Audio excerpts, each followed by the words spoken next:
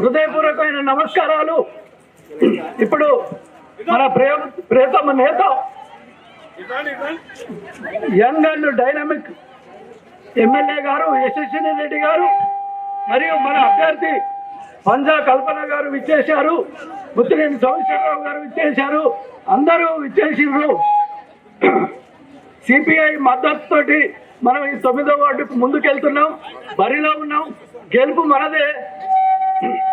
మీకు అభ్యర్థి పంజా కల్పన గారు విద్యావంతురాలు, ఉద్యోగాన్ని వదులుకొని సర్వస్వంగా మన పూర్తి సమయాన్ని మన ప్రజా జీవితానికి అంకితం చేస్తుంది.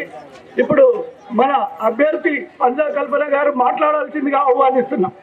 జై కాంగ్రెస్, జై కాంగ్రెస్, జై గుర్తుకే, జై గుర్తుకే, జై కాంగ్రెస్, జై కాంగ్రెస్, యశస్వరమ్మ నాయకత్వం, జై కాంగ్రెస్,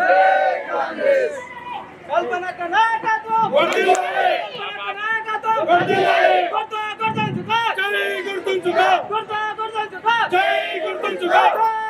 అందరికీ నమస్కారం. మీరందరూ అభిమానంతో నిండు మనసుతో ఆశీర్వదించడానికి ఇక్కడికి విచ్చేసిన 9వ వార్డు అమ్మలకు, అక్కలకు, అన్నదమ్ములకు, విశ్రాంత ఉద్యోగ ఉపాధ్యాయ మిత్రులకు, నా బాల్య మిత్రులకు, అలాగే మీ అందరికీ పేరు పేరున పాదాభివందనాలు తెలియజేస్తూ జై కాంగ్రెస్. మన ఎమ్మెల్యే అక్క యశస్విని రెడ్డి గారు అలాగే పార్టీకి అనునిత్యం తోడుగా ఉంటూ నాకు వచ్చే ప్రతి చిన్న అంశాన్ని, ప్రతి చిన్న విషయాన్ని కూడా తోడుగా ఉంటూ నన్ను ముందుకు నడిపిస్తున్న పెద్దల ముత్తినేని సోమేశ్వరరావు గారికి, వెంకటేశ్వర సార్ గారికి, విజయ శంకర్ గారికి, రామ్మోహన్ రెడ్డి గారికి, అలాగే వారి సంపూర్ణ మద్దతును తెలియజేస్తూ మా వెంట ఉంటున్న సిపిఐ మిత్రపక్ష పెద్దలందరికీ, తమ్మర విశ్వేశ్వరరావు గారికి, భిక్షపతి గారికి, లక్ష్మణ్ గారికి, వెంకన్న గారికి నా లాల్ సలాం. మీరందరూ కూడా మాకు తోడుగా నడుస్తున్నారు. అలాగే నాకు ఇక్కడ తోడుగా ఉంటున్నటువంటి అన్న హరన్న, కృష్ణన్న, జలీలన్న, అనితక్క, భవానక్క, పేరు మర్చిపోయి ఉంటే నన్ను తర్వాత కొట్టండి, కానీ తప్పగా అర్థం చేసుకోకండి. ముందుగా నేను చెప్పేది ఒకటే, నా గురించి నేను కొత్తగా చెప్పేదానికంటే నా బాధ మీ అందరికీ తెలుసు. గత 6 సంవత్సరాల క్రితం 2020 మున్సిపాలిటీ ఎన్నికల్లో మన మున్సిపాలిటీ ఎస్సీ చైర్మన్ అయింది రిజర్వేషన్. అప్పుడు మన మాజీ మంత్రివర్యులు దయాకర్ రావు గారు స్వయంగా వారే మా ఇంటికి వచ్చి మా తాతయ్య గారైన దాసరి మల్లయ్య గారి చేతిలో చేయి వేసి, మల్లన్న నీ మనవరాలని చైర్మన్ చేసే బాధ్యత నాది, ఎస్సీ కుటుంబాలలో అందరూ గౌరవించదగ్గ కుటుంబం మీది అని మాట ఇచ్చి నా ఉద్యోగాన్ని రాజీనామా చేయించిన విషయం మీ అందరికీ తెలుసు. అప్పుడు తొర్రూరు పట్టణం అంతా కూడా దాసరి మల్లయ్య మనవరాలు చైర్మన్ అవుతుందని ప్రతి ఒక్కరూ అనుకున్నారు, చాలా సంతోషపడ్డారు, దీవించారు. కానీ దయాకర్ రావు గారి రాజకీయ కుట్రలు మీ అందరికీ తెలిసిందే. చదువుకున్న వ్యక్తులు, తెలియకల వాళ్ళు ప్రజల దగ్గరికి స్వయంగా వెళ్ళే వాళ్ళంటే ఆయనకు నచ్చదు. మరి అలాంటప్పుడు నా ఉద్యోగాన్ని ఎందుకు రాజీనామా చేయించాలో దయాకర్ రావు గారు నాకు సమాధానం చెప్పాలి. 1 సంవత్సరం కాదు, 2 సంవత్సరాలు కాదు, 6 సంవత్సరాల నుంచి ఆయన చుట్టూ బొంగరం తిరిగినట్టు తిరిగాను. సార్ మరి నన్ను ఎందుకు రాజీనామా చేయించారు అని. ఇదే వార్డులో పోయినసారి నాకు నామినేషన్ వేయమని మాట ఇచ్చారు, నామినేషన్ వేశాను. లాస్ట్ మినిట్ బీఫామ్ ఇచ్చే 2 సెకండ్ల ముందు నా పేరుకు బదులు తమ్ముడు మణిరాజు పేరు రాశారు. మరి తమ్ముడు మణిరాజు పేరు ఎందుకు రాశారో నాకు తెలియదు, కానీ రాజకీయ కుట్ర జరిగింది. అప్పుడు నాకున్న అనుభవం చాలా తక్కువ. నేను చాలా బాధపడుతూ మనోవేదనకు గురవుతూ ఏడ్చుకుంటూ నేను ఇంటికి వెళ్ళాను. ఆ తర్వాత నా వల్ల 9వ వార్డులో ఆయన నిలబెట్టిన మణిరాజు ఎక్కడ ఓడిపోతాడో అన్న భయంతో మళ్ళీ నా దగ్గరికి వచ్చి ఇదే విధంగా ప్రజలందరికీ నన్ను తీసుకొచ్చి నేను కల్పనలో నాతో సమానమైన ప్రోటోకాల్ ఇచ్చే బాధ్యత నాది అని మీరందరూ మహిరాజును గెలిపించాలి. బిడ్డలు చేసుకునే బాధ్యత నాది. నాతో సమానమైన స్టేట్ పోస్ట్ ఇస్తానని మీ అందరి ముందు హామీ ఇచ్చాడు. అమ్మలకు అక్కలకు ఆ విషయం తెలుసు. కానీ స్టేట్ పోస్ట్ కాదు కదా, కనీసం ఏ చిన్న అవకాశం కూడా నాకు ఇవ్వలేదు. సరే, ఇవ్వకపోని, కానీ నా ఉద్యోగాన్నైనా నాకు రీఇన్స్టిట్యూట్ చేయించి పంపిస్తే నా పిల్లల భవిష్యత్తుకు నేను బంగారు బాటలు వేసుకునేదాన్ని. నేను ఎంతో కష్టపడి చదివి సంపాదించుకున్న జాబ్ అది. నేను ఒక గ్రీన్ పెన్ వదులుకొని వచ్చాను. నేను డిప్యూటీఓ డిఓ స్థాయికి వెళ్ళేదాన్ని. అలాంటి నన్ను పచ్చ పెన్ను వదిలేసి రోడ్ల మీద పిచ్చిదాన్ని చేశాడు దయన్న. మరి ఆయనకి ఎందుకంటే కక్ష కట్టాడో నాకు తెలియదు. నా ఇద్దరు బిడ్డల మీద ప్రమాణం చేసి చెప్తున్నా, దయన్న రాజీనామా చేయమంటేనే చేశాను. దయన్న చైర్మన్ చేస్తా అంటేనే చేశాను. ఎందుకంటే మా తాతయ్య గారు 50 సంవత్సరాలు సేవ చేశారు. 8 టర్ములు ఉప సర్పంచ్గా ఏకదాటిగా పరిపాలించిన వ్యక్తి మా తాతయ్య దాసన మల్లయ్య గారు. వారి వ్యక్తిత్వం మీ అందరికీ తెలుసు. వారు సంపాదించదలుచుకుంటే కర్ణ సోమయ్య తాత కంటే ఒక మెట్టు ఎక్కువనే ఉండేవాడు ఆస్తి విషయంలో. కానీ ఏ రోజు కూడా సంపాదన మీద దృష్టి పెట్టలేదు. కేవలం రాముడు మంచి బాలుడు అన్న ఉద్దేశంగా మా తాతయ్య ప్రతి ఒక్కరికి సహాయం చేశాడు. భూముల పంచాయతీలు కానీ, భార్యాభర్తల పంచాయతీలు కానీ, ఏదైనా కూడా మన ఇల్లే పోలీస్ స్టేషన్, మన ఇల్లే కాంగ్రెస్ పార్టీ ఆఫీసుగా ఆయన పనిచేశారు. మీ అందరికీ తెలుసు. కానీ ఆయన ఎంతో మందికి జీవితాన్ని ఇచ్చాడు. కానీ చివరికి దయాకర్రావు గారి చేతిలో నేను మోసపోవాల్సి వస్తుందని మా తాతయ్య కలలో కూడా ఊహించలేదు. ఆ విధంగా ఆయన మనోవేదనకు గురై నా వల్ల నా మనవరాలు ఉద్యోగాన్ని కోల్పోయింది అనే బాధతో ఆయనకు బ్రెయిన్ స్ట్రోక్ వచ్చి 10 నెలల క్రితం చనిపోవడం జరిగింది. అది మీ అందరికీ తెలుసు. దయాకర్రావు గారి చుట్టూ నేను 6 years ప్రదక్షిణ చేసిన. సార్, నా పోస్ట్ నాకు ఇప్పియండి, నా జాబ్ నాకు ఇప్పియండి, నా పిల్లలు ఆగమవుతున్నారు అని కాళ్ళు వెళ్ళేప్పుడు మొక్కాను. కానీ నా కూతురు 6వ తరగతిలో ఉన్నప్పుడు ఉద్యోగాన్ని రాజీనామా చేశాను. నేనెంతో ఆదర్శవంతమైన ఉపాధ్యాయురాల్ని. నేను స్టేట్ బెస్ట్ టీచర్ అవార్డుని, నేను డిస్ట్రిక్ట్ బెస్ట్ టీచర్ అవార్డుని, నేను దళితులందరూ మెచ్చదగిన ఒక ఉపాధ్యాయురాలుగా పనిచేస్తే నన్ను నమ్మించి నేను ప్రశాంతంగా గురు బ్రహ్మ, గురు విష్ణు, గురుదేవో మహేశ్వర, గురు సాక్షాత్ పరబ్రహ్మ, తస్మై శ్రీ గురువే నమః అని 2 చేతుల విద్యార్థులందరూ సమాజం అంతా నమస్కరించే స్థాయిలో ఉన్న నేను ఈరోజు గడప గడపకి కాలు మొక్కుకు తిరుగు స్థాయికి నన్ను తీసుకొచ్చాడు దయాకర్రావు గారు. నేనేం పాపం చేశాను దయన్న? నీకు సేవ చేయడం నేను చేసిన తప్ప దయన్న? నేనేం తక్కువ చేశాను దయన్న? నీ గెలుపు కోసం నా ఉద్యోగం పోయినా పర్వాలేదు అని ఏ రోజు నీ గురించి పల్లెత్తు మాట అనలేదు దయన్న. నేను 150 గ్రామాలు కాలికి బట్ట కట్టకుండా తిరిగాను దయన్న. మా దయన్ని గెలిపించండి అని ఎంతోమంది ఆడబిడ్డలకు తెలుసు. అలా కాలికి బట్ట కట్టకుండా తిరిగాను 150 గ్రామాలు. కానీ ఈరోజు మా దయన్న నేను చేసిన సేవకి నాకు ఎదురు పోటీ లేకుండా చేయాలి.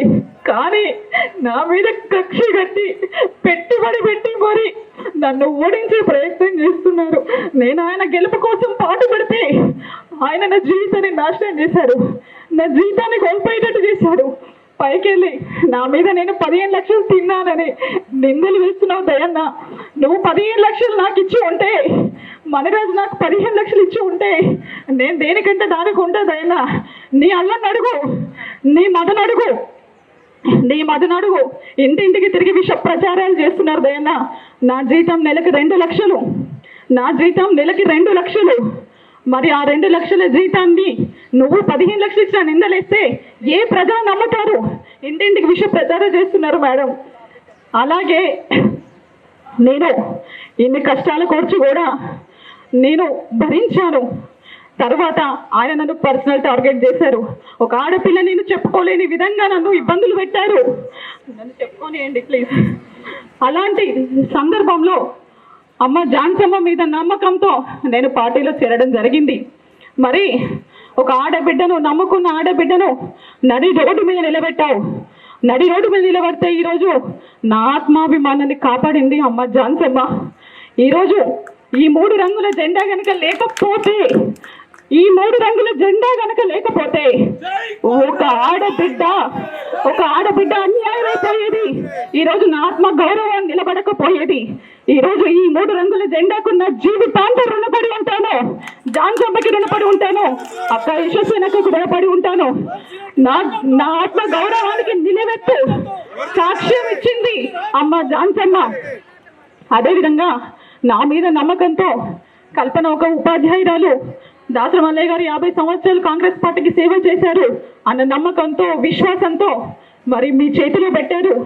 మరి పోయినసారి నాకు జరిగిన అన్యాయం మీ అందరికీ తెలుసు. ఒక్క అవకాశం ఇచ్చి చూస్తే, అక్షరాలు దిద్ద ఈ చేతికి అధికారం ఇస్తే అద్భుతాలు చేసి చూపిస్తా. కాబట్టి నేను దేశానికి పోయేదాన్ని కాదు, నేను బొంబాయి పోయేదాన్ని కాదు. నా జీవితాన్ని త్యాగం చేశాను, ప్రజల కోసమే జీవితాన్ని త్యాగం చేశాను. నా తాతయ్య దాసరి మల్లయ్య తుది శ్వాస వరకు ప్రజాసేవ చేయాలని నూరిపోశాడు. ఆ ప్రజాసేవ కోసం దయాకర్ రావు గారు ఎన్నో కుట్రలు చేశారు. తాతయ్య గారు చనిపోయిన తర్వాత ఇంటికి వచ్చారు. మా అమ్మమ్మకి ఉన్న మాటలు లేని మాటలు నేర్పించి, చెప్పనియండి అంకుల్, వాళ్ళు ప్రతి ఇంటింటికి చెప్తున్నారు. నా బాధ నేను చెప్పాలి కదా. ఇంటింటికి విష ప్రచారాలు చేస్తూ మా కుటుంబం ఎలాంటిదో మీ అందరికీ తెలుసు. మాది అన్నం పెట్టిన చెయ్యి. అటువంటి కుటుంబంలో కుట్రలు చేసింది దయాకర్ రావు శిష్యులు చిన్నంజయ్య, మంగళపల్లి శ్రీనివాస్.